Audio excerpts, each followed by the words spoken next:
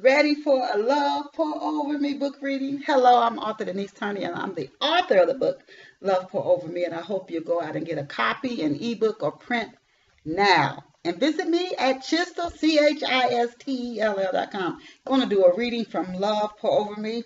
I'm on chapter 15, page 175 for those of you. And thank you who have a copy of Love Pour Over Me. I think you will really enjoy this book and maybe learn some things about yourself while you read it. It was the last week of June 1985. Except for clothes hung in the closet, a queen-size bed, and a nightstand, Raymond's room was empty. He'd been living at the apartment in Ben Salem less than a week. The day after he moved in, he drove to the CVS on Bustleton Avenue and bought a journal. Any other day, he would have kept the journal tucked in the top drawer of his nightstand. But this morning, he woke late and ran out of the apartment to his English composition class without checking that the journal was put away. Haste. Today, it revealed a lot about Raymond. The journal, its paper thick and unruled, fit in Brenda's hands perfectly. Like a professional bookbinder, she ran her hand across the journal's spine. Its smooth brown leather covering made it look like it belonged to a businessman. She reopened the journal and stared at the handwriting. The cursive I's had big loops at the top. The M's and the R's were small, as if Raymond wanted to hide them. I'm sorry to disappoint you, the first entry began. I've been a mishap, a tragedy waiting to happen from the start. Please forgive me. Again and again the words were scribed. Brenda ogled the words. A sunken feeling washed over her. She wished she could repair Raymond's wound. The fear that she wouldn't be able to caused sadness to rise within her. What unforgivable wrong? She asked herself, could Raymond have committed? As if to provide an interlude to her worry, the apartment's front door opened, then closed with a hush. It was an unexpected change, an unwanted shift. Brenda took in a deep breath and held it. A man's raspy voice called out, "Hey, yo!" It was Anthony. And oh, Anthony. Brenda let out the long, slow breath she'd been holding. The tightness in her chest loosened. She wasn't born for hiding, for tiptoeing. She was an honest woman. She wasn't a sneak, and yet here she was, forcing herself not to move, forcing herself to breathe gently while she stood in her boyfriend's bedroom. "Patrick! Ray!" Anthony called out. His voice grew nearer as he made his way toward Raymond's bedroom. Brenda searched the room for a place to hide. "Ray!" "The closet," Brenda's mind demanded, but her feet stayed planted by Raymond's bed. She couldn't figure why she was hiding, except that she'd read Raymond's private thoughts without his consent. She'd also dialed the phone number of the last person she'd heard Raymond shout at, a man Raymond wanted to disguise behind a polite conversation. His father. She found the phone number in Raymond's wallet after he asked her, a pizza man standing at his apartment door holding a medium deluxe pizza, to grab $10 out of his wallet. The phone number was written on the back of a Genex Motors Auto Plant business card.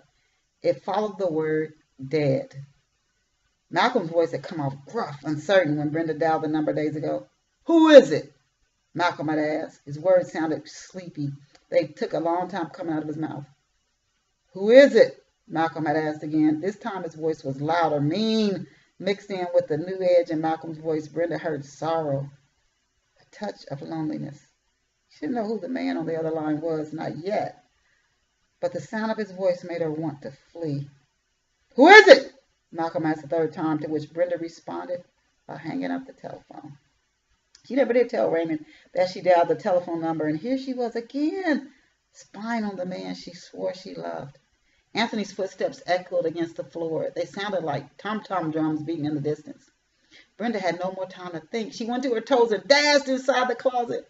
She shut the closet door in quick tugs. Then she kneeled toward the floor and peered between the slit in the door. Why had it come to this? She wondered. To hiding. She knew Anthony. She trusted him. She had done nothing to be ashamed of. But she felt wrong, and that feeling had grown until here she was, crouched down in the closet. She grimaced when she gazed at the closet floor. The journal. It lay between her feet. "Ray!" Anthony called from the edge of Raymond's bedroom. Anthony finally gave up and walked away from Raymond's door toward his own bedroom. Brenda tiptoed, one quiet step after another, across the floor to Raymond's bed. She stared down at the journal. "Put it back," she told herself, but she wanted to keep it. If the journal had been shut, she wouldn't have read it. She imagined that Raymond usually kept the journal, the book that housed his private thoughts, hidden inside his nightstand drawer. But even if she had merely seen the journal, she would never have read it. She would not have read from the journal, even if Raymond had begged her to. It was the fact that the journal was open atop Raymond's nightstand when she entered the room. She believed the thoughts inside the journal to be sacred. After all, she herself was private. She valued the keeping, the shrouding of privileged information. Everyone who knew her knew that. She wasn't given to prying. She was like a closed book, except when she was alone with Raymond. Only then did she share her deepest desires and longings. Raymond knew her better than her parents or Virginia. Raymond was her journal. He carried the deep parts of her around with him wherever he went. Yet she'd done too much. Now she knew too much. From reading the journal, it was clear to her that Raymond kept profound experiences from her. He didn't open up to her. She suspected that from the start. Even when she visited with Virginia weeks ago, and especially while Virginia talked about Scott, the fear that Raymond hid his core from her nagged at her. But she pushed the suspicion down. However, the misgiving wouldn't vanish. Not now, not anymore. Brenda couldn't rid herself of it. Her guilt about what she should do with the journal turned into anger, then rage. She dropped the journal inside the mouth of her handbag. Then she waited. It didn't take long. Within minutes, she heard Anthony exit the apartment. To ensure she was alone, she went to Raymond's bedroom window. She pushed the sheer curtains apart and watched Anthony climb inside his sports car and speed away from the building. Football practice, she said, while she peered outside. When she turned her back to the window, she nibbled her lip. She'd come to the apartment to surprise Raymond with a gift. Since the Saturday she saw him eyeing a single diamond earring at the Chamonix Mall, she saved a portion of her work-study check so she could afford to buy him the jewelry. Her roommate Cynthia, a gregarious woman who rarely minced words and someone who Brenda had hit it off with from the start, drove her to the mall yesterday so she could pick the diamond up and have it gift-wrapped. She was going to place it beneath Raymond's pillow with a note that read, "I love you, Raymond. I love you from the bottom of my heart. I love you with all my might. I'm so glad you're in my life. You're wonderful. Love, Brenda." That's what she meant to do, but she didn't. Instead, she grabbed her shoulder bag and, resolve in her stride, she headed for the door. Then she stopped. Love and respect for Raymond broke her determination.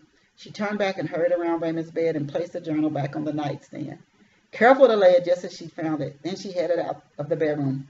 The only thing that stopped her was the sound of another key turning in the front door lock. She froze. She waited. And that is a reading from Love Pour Over Me. There's a murder mystery tucked in this story. And Brenda and Raymond, you'll see whether or not they're soulmates. But this is, and then Raymond's father, his complicated relationship with his father, Malcolm. But he has, Anthony's one of his friends, and he has 3 other friends. They have a lifetime friendship. But which one of them is involved in that murder mystery? Please pick up a copy of Love Pour Over Me today. You can get it in ebook or print format. And hit the subscribe button. I'll see you back here next week. This is author Denise Turney. Thanks for being here with me. Bye for now.